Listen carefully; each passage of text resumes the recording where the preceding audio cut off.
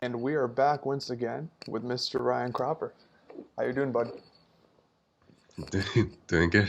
Good. So, on this episode, we'll be tying into still laughing about that video you showed me, huh? Oh yeah, All it's right. like a trigger. It makes sense later on in the podcasts, Yeah. but it's trigger. Yeah. Someone fell off a bull riding thing.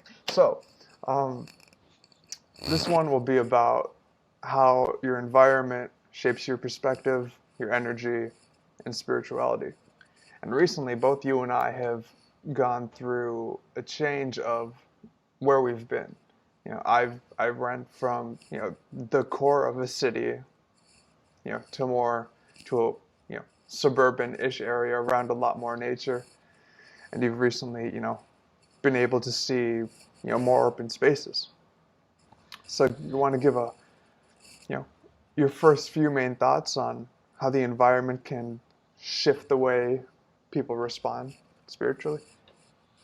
Spiritually, Yeah. ooh, Or my brain's just like dumped. consciously. Consciously, that changes things. Yeah, Consciously. I like that Okay, better. you are your environment essentially.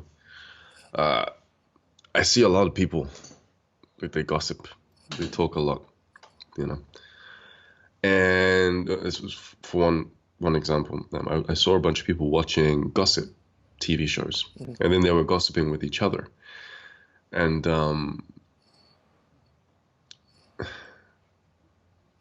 I saw it all play out in front of my eyes. Like they would gossip the same way that the people on TV were gossiping, and Mhm. the people on TV were talking about other people behind their back, talking about other people. Not really focusing on their own lives, just talking about other people's lives. And so I was watching other people doing that, and then they started doing it, about other people in their lives. And then I thought to myself, like, holy crap, that's a lot of mental energy. Like, they're conditioning themselves to enjoy this practice for starters. They caught a They virus. technically, yeah. And, Yeah. and they're laughing, they're relating, and it makes them feel good afterwards. That's a reward system after their behavioral pattern that they just picked up off of the TV. And so it grounds it into a personality trait. And the problem is that takes up a lot of mental energy, a lot of focus, and a lot of room in the mind. It's taking up space in the house, so to speak. And so when it comes to the environment or people influencing our spirituality, how much of your mind do you want to be spiritual in a sense? Like how much of it do you want focused on astral projection, meditation, or like fixing yourself or getting your life in order, and how much of it do you want to run on this program or other people's programs? And so a lot of the time people will, they're waking up, they're having an awakening, and they'll begin to realize that a lot of what they're doing, a lot of how they're thinking isn't really helping them in their situation, like watching specific things on TV, hanging out with specific friends, eating specific foods, um, just very they're living out of someone else's consciousness. And Yeah. if you want to start living your own life, you kind of have to live out of your consciousness because your mind is the idea. Hmm. How you think about your life and your future, that's where you want to go. So you got to live out of your consciousness to get there. If you're living out of someone else's consciousness, you're going to miss the mark every time. You're going to end up where Exactly. they end up.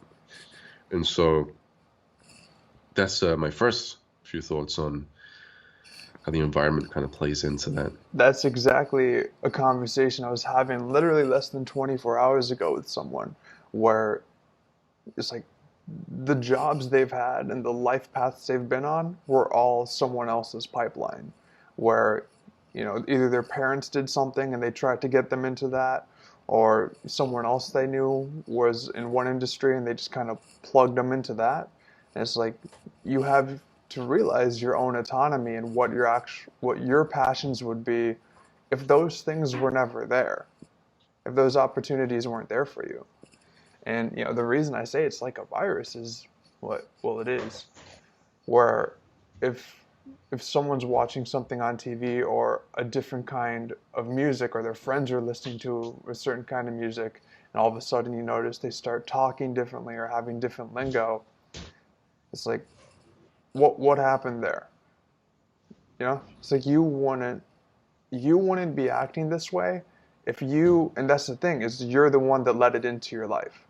Regardless of what your friends are doing, regardless of what your parents did, regardless of what your neighbors are doing, you're the one that watched the video or listened to the song or ate at that certain restaurant. So it's your job to Yeah. remove it too. I would notice Right. um, in my city where I used to live, um, same city, different neighborhood, we have the largest skyway system in the world. So it's like 80 blocks and either 9.5 or 11 miles. So you can be in one building, and when the winter comes, you can have 72 degrees all year round. Just but the thing I notice is, whether you have a dozen buildings, if you all connect them, if you connect all of them, it becomes one building, and you're like basically on a mothership. And it's like you have all these restaurants here, you have all these uh, just fast food, sandwich places. It's like you have nothing but like sugar, carbs, you know, cheap sushi. And I'd realize I'd be walking down the halls, and I would turn, um, and I would like have this urge pulling me to like go to this breakfast place that I've only been at a couple of times, but I was there a couple of times recently, and it's just like there's some hook in me that's pulling me that way out of habit. And the only other time that I've noticed that is, you know, not to name drop, but there's a certain uh, YouTube show where people eat wings of different spiciness. Yeah, you're familiar with it. And I would notice maybe a year ago, I forget, they either would drop on like a Wednesday or a Thursday. And I would have wings like the night of a Wednesday or a Thursday. And it took like a few weeks for me to put that together. And I stopped watching the show just to break the habit. And I would realize like the next week it's a Wednesday or a Thursday. And I literally have a craving for this food on this day. And that freaked me out. That's a hypnotic suggestion right there. Yep. Did it to Just myself. creeps right in. Yeah. You recommended Yeah. a movie to me, and I did watch it, and it clicked very like strongly with what I was experiencing maybe like 6 months a year prior, which was Branded. So I watched Mm. Branded, and that was pretty spot on. Yeah. Yeah. So thanks for It's that. creepy, huh? Yeah, because it was just like you notice that certain buildings, they have a history with whatever was going on there, and the same people flock to these areas. You know, it's like there's leftover ghost energy, just creating the same outcome over and over. Mm. Like a like an emotional imprint or an impression. Exactly, exactly. Or a story, an energetical story that causes people to carry out the same energetical uh, responses to those energies. Like you feel a certain way, so you act a certain way. The place feels a certain way, so you act a certain way because you're taking on the feelings, and Yeah, so you complete the pattern of an underlying etherical loop. right. Yeah. Kind of like what we were talking about earlier with the body having emotions, people acting out of emotions. Hmm. Same thing with objects. Yeah, you got hijacked. You know, that's the thing. It feels like there's just an underlying part of reality that's trying to take your autonomy and use it for either what previously went on there or its own ideas or its own agenda, which might just be what was previously going on there. Like if we were all unconscious, would just be doing, like, no one would be creating anything new. Would be eating at the same places. We'd be buying the same things. This is the first year in my life where it's like I don't care what the new phone is coming out. I'm fine with what I got. Eventually it'll slow down, Mm. but yeah. Yeah, you're right. Mm-hmm. Yeah, yeah. The only time I buy myself a new phone is if my one breaks. Mm-hmm. And I'm the type of person, like, if it breaks, I'm buying a new phone on the day. Like, I'm just gonna go out and get a new one. Mm-hmm. But if it doesn't break, I can have it for like 5 or 6 years. Mm-hmm. You know, my Exactly. brother's different. He just gets the new one every time it comes out. Yeah. You realize how much money you end up saving. That's the other thing is, the environment can really shape time management if you're not careful. It's like I would notice being in the building, I wanted to meet someone new. I was at the point in my life where it's like, okay, it's relationship time. And I noticed everybody here, no matter what I do, no matter how I dress, how good I smell, how nice my hair is that day, they're going to wake up at a certain time. They're going to go to bed at a certain time. They have to be at work at a certain time, dictating when they have to go to sleep, to a degree. And I'm like, the habits I want to have, the hobbies I want to have, simply cannot be accomplished where I am. I had a friend in a previous podcast say you can't be a marine biologist in Kansas, or in your case, you can't be a marine biologist in London or something like that. You know? Mm.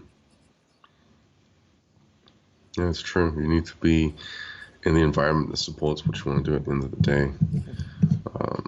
I mean, it's just how it is. Not unless you're lucky and the thing that you want to do is everywhere, like foraging for mushrooms or something. Yeah. But even then, not sure if there's a desert mushroom. Yeah. Can't be in the city and do that though. Naturally, No. you could transplant them. Could. Nah. Hmm. Different type of fungus in the city. Mm-hmm. Not the edible kind. Right. Have you noticed any time in any of the neighborhoods around you where like certain, stores would pop up and all of a sudden the neighborhood would change? A little bit. A little bit. Yeah. Their attitudes would change a little bit. Um, Not by much. What are you? One thing that I've noticed here is this area is used to be a lot of warehouses, and um, we'd have a more working class vibe, or just people would completely ignore it. And there's something about um, like the story or the stereotypes behind certain stores that I feel change not even necessarily the people who shop there, but the people who are around it. For example, we have like a Whole Foods just showed up. And it's like, I feel like a lot of the people there don't even care about eating healthier. They want to talk about how they're able to, be eating healthier. You know what I mean? Or, I get you. yeah, like how um, certain stores would bring people who fulfill a stereotype or have their own cult following. Like a block away or a few blocks away, there are more stores here that are selling like yoga mats and yoga pants. And quite frankly, that crowd would never show up here if that store wasn't here. Kind of like inviting a new pack of people to the area, changing the frequency. You're right. Attracting a different set of people. Mm-hmm.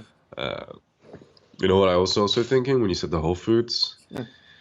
that perhaps people can then see it for themselves that it's actually a possibility now that it's in their hometown. Hmm. And the ones that say that they want to be healthy but don't do anything about it, now they can actually see it being a possibility. And that, especially now that it's in the way of their routine, it's in their town, and maybe they go to the town every day or something like that, or every weekend. Hmm. Now it's like the reality is inserted this thing, this building, which is helping them expect better from themselves or out of themselves. But it's also in the way of their usual routine, so they can't avoid it. They can't avoid but eat healthy. And so they're imagining themselves going to work, but they can't avoid but stop at Whole Foods to get a specific snack. So it's like suggestibility, like that building just being there is Hmm. suggesting to them a possible future, which is Exactly. doing the work for them to an extent.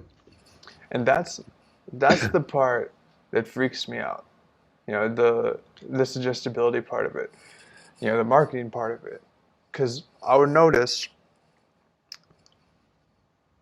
like, I have an urge to grow my own food. That's in my DNA. But I'm moving more on it, even though I knew that I had an urge to do it, because I've seen other people do it. To a degree that I would seek out watching that more and more, to the point where now I'm in a position where I can do it. Small scale and they go to big scale. The thing is I on the flip side of that, I haven't had, a fast food, you know, I haven't ate from a fast food place in, I don't know, couple years at least, few years at least.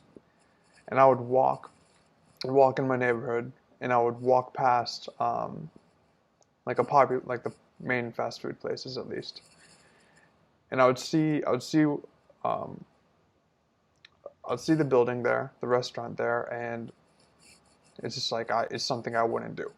It's just it doesn't click at all. Just like there's some stores you'd never shop at, there's some neighborhoods you'd never want to go to. It's like I would never, you know. But the thing about that is, I formed that opinion myself. I'm not just going somewhere because it's there. It's because I want to. Does that make sense? Makes sense. Yeah. Yeah. You're saying because it's kind of like not as markety?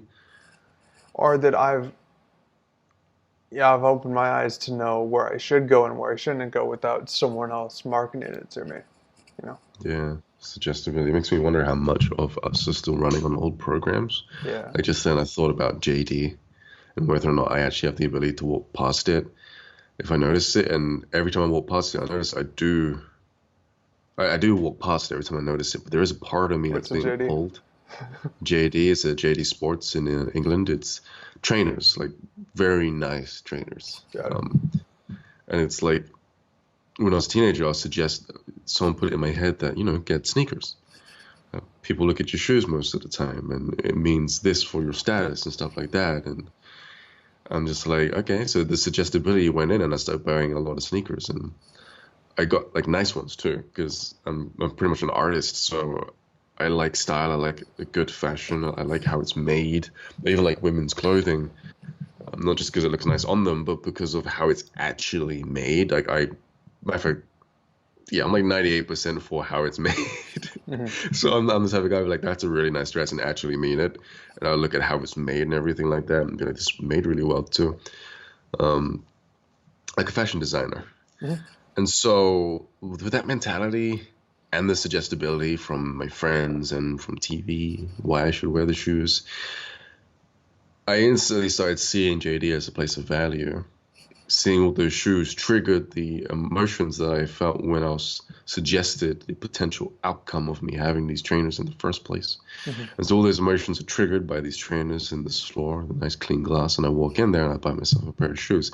And I feel relief. I feel accomplished. I feel satisfied. I feel like now it's inevitable. I'm going to get everything that I was supposed to get because I got these shoes. It's like now I'm waiting for it to happen. So I've got an expectation The shoes were the key. of these things happening. Yeah, the shoes were the key. And everything about manifestation and law of attraction and all that good stuff that a lot of people like to hear is, well, you imagine having it, even if you don't believe it. it, even You if you don't change have it right you. now, you imagine it, Hmm. right? And then you act like you've received it, and then you go about your day being grateful for it. Hmm. And so basically, the store or the TV even suggested to me that I wanted something. I got it from the store. I then received it, and now I'm holding a high expectation of what's going to happen, and I go about my day. Now, is it manifestation if someone compliments my shoes? Is it because I expected that it's happening? If I didn't have the expectation, if I didn't have that whole cycle, I just brought a pair of shoes and went out, would I attract the right circumstance still? Or is it the whole story arc that I've just been kind of suggested that's causing this thing to manifest into my life? This is Or, more of a, or is that how they're pre-programmed to react to what you've done? exactly, Hmm. right? Program upon program. Yeah. But all of this, like, it sounds like it's like, evil, everyone's getting. But really, a lot of subconscious behavior, like, we teach subconscious behavior to subconscious people. Parents do it to their kids by accident. Yep. And so marketing and branding, not much of it, I believe, isn't on purpose. Like obviously they focus on getting people to buy, but I don't feel like it's completely accurate in saying that marketers put all of their time and attention into trying to manipulate people. Maybe at certain points of time, but now it's like if you put all of your energy into that, like I don't know, it just doesn't feel realistic. See, I agree within certain certain fields. Like when I would go shopping, um, and I'd get everything I need for my diet, but I'd always go to the snack aisle and grab you know the same few different snacks, and I could go to the store again, and I would just need more trash bags or something like that. And I'd still get the same snacks. I'll go there and maybe I need, shampoo or anything else, but I'll still get the same snacks at the same time. And I'm realizing, like, okay, there's not a whole lot of free will here because everything in this store is probably owned by, you know, 30 companies. Because there was one time where I would look at, I would ask my friend, okay, find 10 different things in my house. And he would go through the kitchen, the bathroom, the living room, and find 10 different things. It's like, okay, these are 10 different companies, you're wrong. And I'm like, nope. Like six of those are owned by one company, and then two are owned by another, and then two are owned by another. And I realized, for whatever reason, Frito-Lay is running a part of my life right now. I'm always like, and which is a weird thing to say, but that's what happened. Um, and then I'll think about that. I'm like, okay, why I'm a little bit upset about that, admitting that. But that's good. Like I'm going to acknowledge that I'm upset about it, because that means there's something to address. And I'd Mm. meditate, and I'd realize like, okay, I'm eating, fruits right before I'd go, or vegetables before I'd go, and then I'd be walking down the aisle, and I'm like, muscle memory is like I'm supposed to be reaching for this right now, but I don't have any hunger paying for it at all. And it's like I just kind of spiritually rewrote myself, or There's habitually a process. rewrote myself. Uh-huh. Hmm. Literally, yeah. There is a process that happens by which you regress your consciousness to an earlier state in your life. And the problem with this is you end up getting all of the habitual states coming to the surface. So, like, say if I told you to act like you were 10 for like the next 5 days, listen to the same music that you used to listen to when you were 10. So, the TV shows, watch the same TV shows, listen to the same theme tunes, and imagine yourself doing the same things. A couple of things are going to happen. You're going to age backwards, which is Yeah. a story for another time. But if you were to get up out of that meditation and go to the store, different things are gonna appeal to you now. Go to the toy aisle. The toy aisle, Candy. stop by the magazine section, and be like wanting the toys out of the magazines, the candy, thinking about the toys inside the cereal. It's Mm-hmm. you're tapping back into an old latent form of suggestibility that used to be running your life when you were 10. Mm-hmm. And so you can get rid of it. You can process it out of you. You can change your mind, essentially. You just got to change your mind in such an impactful way that it outweighs the dopamine and the exciting hormones, the adrenaline that kickstart and flood your system every time you're triggered by seeing that cereal box. And then you'll essentially be recoding your past Mm-hmm. in a way, in a shape and form. You'll be changing physiology, the state of your physiology, and how it's expressed around stimuli, external stimuli. And so that's pretty cool. And you can play with it. You can keep going and noticing different things being triggered. Mm-hmm. Yeah. Just Yeah. going down memory lane and just writing the story or reviewing how you saw things or what was being done to you. That ties in well with something else I've been thinking about, which I feel like a lot of the media presence and people who are always voicing opinions to other people, especially in like our censorship days now, it if you're in any form of authority or governance or you're trying to talk to people and you view that you're in the right, I feel like a lot of people are addressing people as if they're younger than them. And by speaking to someone else or speaking to a large audience as if, they're teenagers or, there's someone who did something wrong or children, you're hypnotically suggesting to them to respond that way. And yep, and that's why, like I said, Yeah. like I don't know when we'll air this, but you know, the big guy is going to be a few blocks from here or within the city. The president's going to be in the city today, and a whole bunch of people are going to show up and yell. But the thing is would you be doing that if you didn't watch what you watched and read what you read? Like, or else, like, would you like have a hobby or something like that? And it's just the emotions are being hijacked by so many people. And I think a lot of it has to do with whatever was going on in the recipient's life, that how they were spoken to triggered their actions. Not even necessarily what they said. To a degree, yes, they could be, activated by some words or another, but the tone of the speech being thrown at them. The Yeah. authoritative stance. Yeah. Yeah, that's tough to get out of. That's tough to shake. To have someone speak down to you like that, or to speak to you as if you are a specific way and not react, Mm-hmm. takes a lot of deconditioning. Yeah. Because we're expected to act that way for starters when we're kids. And we kind of fall in line. And then we watch other kids act that way. So now we're like, okay, we're like these other kids. We're in the same class. I guess we're supposed to act like that too. We're constantly told we're doing something wrong, and that we're constantly seeing images of how we should behave if we're doing something wrong, how we should pout, how we should be grumpy, how we should fight back and be like an anarchist in the classroom.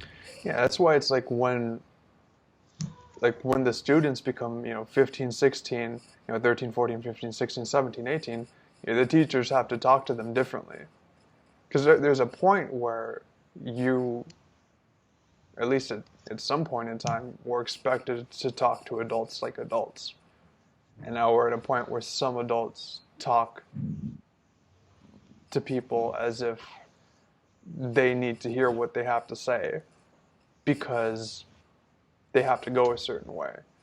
And that's like subconsciously scolding the person. Right. So if you're not, a man or a woman, not to get, rah-rah about it, but kind of. If you're not, standing your ground, you're going to fall back.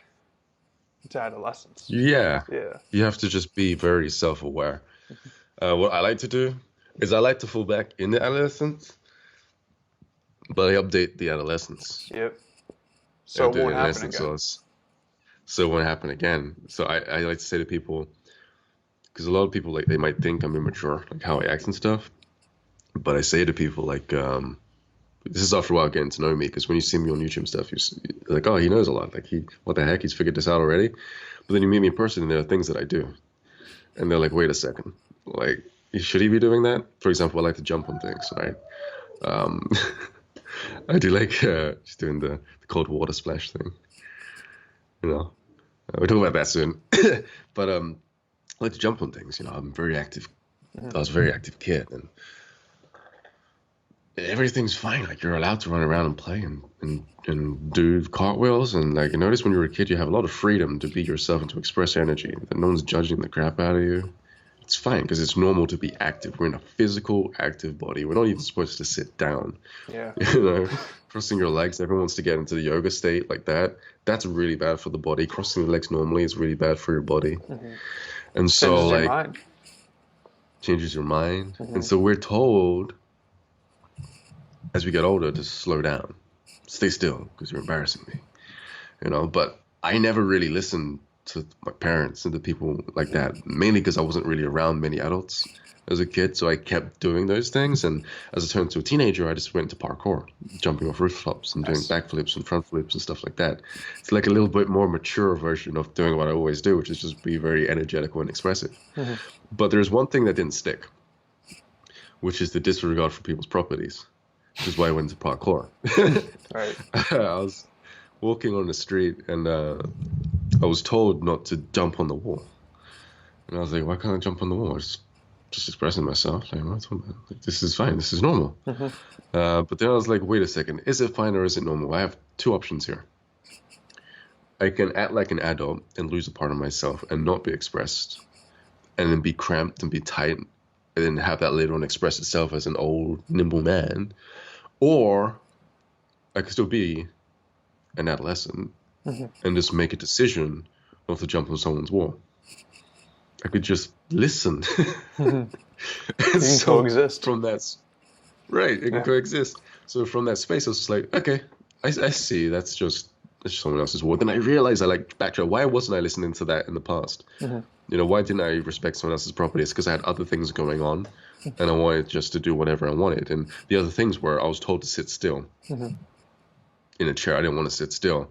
That expressed itself through me not taking into regard other people's properties and the condition of their properties. And I so wonder how many. you can coexist. I wonder how many times people are just scolding you on something you're doing like that, and not realizing that they don't have to do that. Granted, if you're jumping on someone's car, don't do that.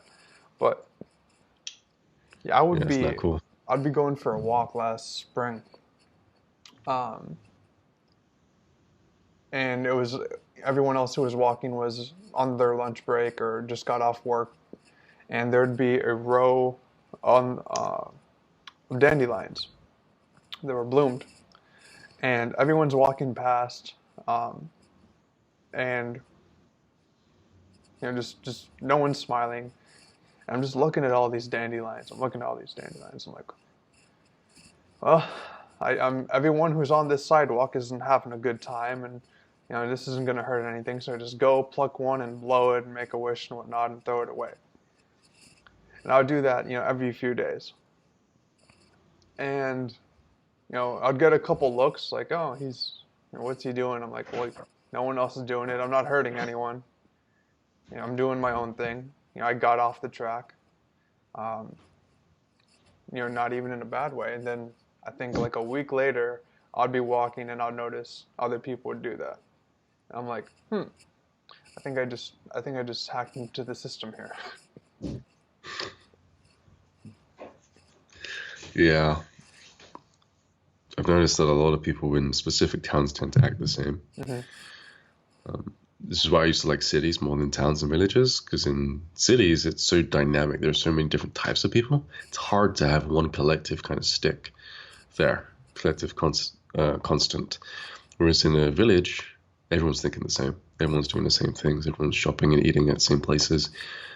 Town's the same thing. You might get people that aren't from town come in and out, but more or less it's the same thing. Just likely less. The other part of cities, though, and I'd like to end with this, is literally the architecture of it is, I feel, clearly can direct energy and where people go. Like one thing I've noticed when I would zoom out of the city and look at it on a map, you would notice the rural areas. There's open space. There's just a few roads that you can really notice, and then they're all spaced out. And then when I look at all the main highways, they're all flowing towards this city, this cell.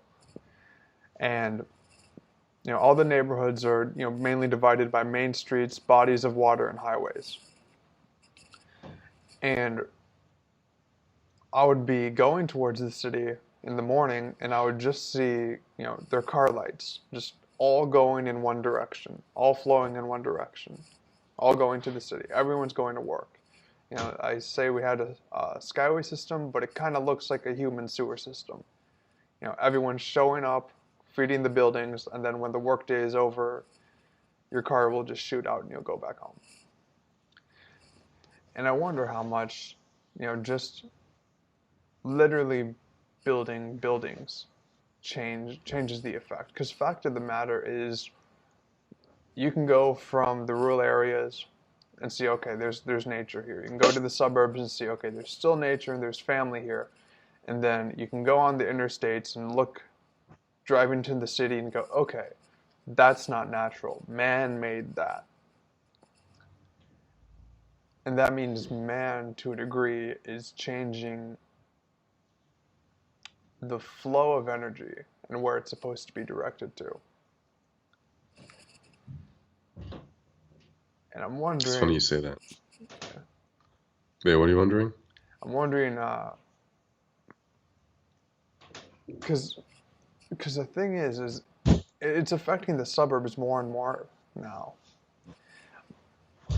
And that's why I like getting, out in nature as much as I can, because I notice people who are or have bought into the belief that they're supposed to move into the cities now, because that's what's being marketed to us, even though rent keeps going up. So it's like, we know what you're paying for rent. It's public knowledge. So however much you're making out of college, they're marketing all these nice apartments. You're supposed to be in the city or around there. You got to pay your taxes, and housing prices are going up. So it's like all these people aren't going to be able to, it's like there's a systematic effort to make sure you don't buy a house.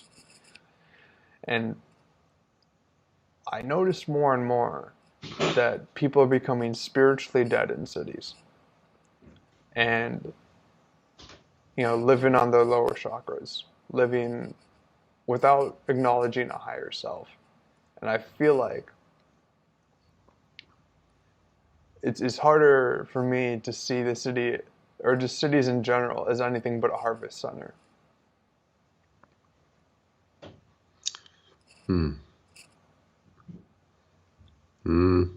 Makes sense. Especially when you said the rent goes up. Yeah, we've been marketed to move to the city. Got a suggestibility there. Mm-hmm. I can see that being a thing. It's funny you mentioned the energy and buildings manipulating energy. I was watching Ancient Aliens. Mm-hmm. Aliens! And in one of the episodes, he was talking about something that I'd heard in another episode, but he had expanded on it. What he was saying was that back in the old days, people built pyramids along the ley lines of the earth, and there were so many around. There's so many around the earth. It's ridiculous. It's in the thousands, and each one of them perfectly aligned on the ley lines. And the same thing's happening today. Now the military is using the same technique to channel energy. Mm-hmm. They're building things and doing things and having their bases on ley lines, and it's literally repeating the past. And there's a theory, I don't know if you've heard about this. I think Antwood, I think his name's Antwood, on YouTube. He talks about theories, and he has a couple of really good ones. Mm-hmm. The one that relates to what we're talking about is that everything on the planet is terraformed. Even nature is terraformed. Yeah. And that if you kind of look at the pattern of nature, a lot of it looks like a mining site that's just overgrown, like how things have been carved out of the earth and stuff like that. And his theory is that aliens mined the earth, the entirety of the earth, and move things around. And so what you're looking at isn't actually natural. The mountains, everything isn't actually natural. They're just mining sites, dumps of matter and dirt and stuff that have just gone back to nature. And the other thing he suggested was that mountains, like there's a big one that's flat on top, is actually a tree stump. Mm. And that a long time ago, when the oxygen was rich and it was much hotter here, things were much bigger. And that what we could be seeing is these mountains that have the flat tops that look like they've been cut down, like trees have been cut down, or just fossilized matter, fossilized carbon and vegetable plant matter. Kind of like when you look at a fish that's been turned to a fossil, that's like a rock now, you know? Mm-hmm. And so there's not much of a difference between plant life, depending on the environment and biology when it Yeah, comes to fossilization. that's something that definitely terraforming is something that I think we need to put way more focus on. And tying that into the last part is there are just some areas where you can't do, you can't grow gardens. That's why back in the day, if an army took over your land, the scariest thing is salting the earth because nothing's going to grow there. Like Mm. you want something to just you want to completely ruin the area, you salt the earth. Like that's the biggest middle finger. And it's like I realized, okay, I want to have a garden, but I have an apartment, and unless you have a balcony, there's nothing you can do. Like you don't have that option. And I feel like a lot of people now aren't realizing how those options that you might actually want are being taken away from you, and they're the ones allowing it to happen. Yeah. All right. Well, that was a fun one. We brought a lot of good topics around. It's good on it's good to let people know how to focus on where to go to have uh, what their consciousness can be allowed to do where. Yeah. Yeah. So as far as ancient aliens go, I'm not saying it's consciousness, but it's consciousness. Aliens. You got consciousness. Pyramids. Egypt. I want to have a book recommendation before we close down, if you don't mind. Sure. So do I. Go for it. Joey Diaz. It's by Joey Diaz. Have you read this one? Like the It's comedian? called. No, not that comedian. No, I guess why I keep saying Joey. It's Joe Diaz, not Joe. Don't type in Joey Diaz. You get the comedian on Joe Rogan. But Joe Diaz. His book's called Make the Placebo Effect. No, You Are the Placebo. There we go. It's called You Are the Placebo, Making Your Mind Matter by Joe Diaz. Very, very good book if you're interested in Heard that. longevity or you're interested in manipulating reality or accessing your subconscious mind or even hypnosis and suggestibility and stuff like that. He goes deep in the source. What I've done is I've downloaded his podcast on Audible. No podcast, his audiobook of the same book, and I've got the book as well. The book has pictures in there, so it makes it easier for you to understand. I listen to the audiobook, and then every now and then he'll tell me to refer to the book, and I'll look at the photos and stuff. Sometimes when I'm not listening to the audiobook, I'm reading the book, and so it's nice to have both options. You can go through it pretty quickly and learn much faster if you're a listener as opposed to a reader. So it's called Making the Mind Matter. That's like the subheading. Oh, what's it called? By Joe. You Are the Placebo You Are the placebo. is the title, and then Making Your Mind Matter by Joe Diaz. It's like a 300 and something page book, so it's nice and meaty. Yeah, I just ordered more books, so I guess that'll be the next round I get one. The one that I'm a little bit in, and I'm enjoying it, but I'm gonna plug it anyway. Which is called The Virus of the Mind. It was The Virus of the Mind by there we go. It's called The Virus of the Mind: The New Science of the Meme by Richard Brody. And that's something that I really believe in, that memes are the new viruses nowadays. Hmm. Yeah. Sounds Bless you. interesting. It's like it's like when the song "Sweet Caroline" comes on, and everyone goes bump bump bump. It's like, why do you do that? You wouldn't sing along if you haven't heard that before. You just got hijacked. Or was it crowd control to Major Tom? Is that what it's called? Ground control to Major Tom. What's that? uh, that's the space song. It's always in astronaut movies when they're in space, and it says how they're like 100 million miles away or something like that. It's probably an over exaggeration of the miles, but it's the music that they listen to when they're on the space stations, and it's often in movies. So when you hear it, it's like you just know what's coming next, and so you tend to say it. There's also Hey Jude, Yeah. na na na na. Yeah. Um, Yellow Submarine. it's also We Will Rock You, or that you do the. Yep. Someone has to clap, like it's in there. You don't Or have a there's the, choice. or the. You just can't help it. Yeah. You have to do it. It's like and that's hypnosis, by the way. Yep. That's hypnosis. Like you're suggesting to them an outcome that they have no choice but to do. Like they just have to do it. Like you see extreme hypnosis things where they're acting like chickens or they're moving a certain way. They have no choice. Yeah. They are conditioned to respond that way. It's perception control. On that note, let's put a bookmark in that one and just do one on Uh, hypnosis on another day. yeah. Because we could probably do a good one on that. All right, well, thanks again, Ryan. We'll talk soon. Sure, it's been fun. See ya. See ya.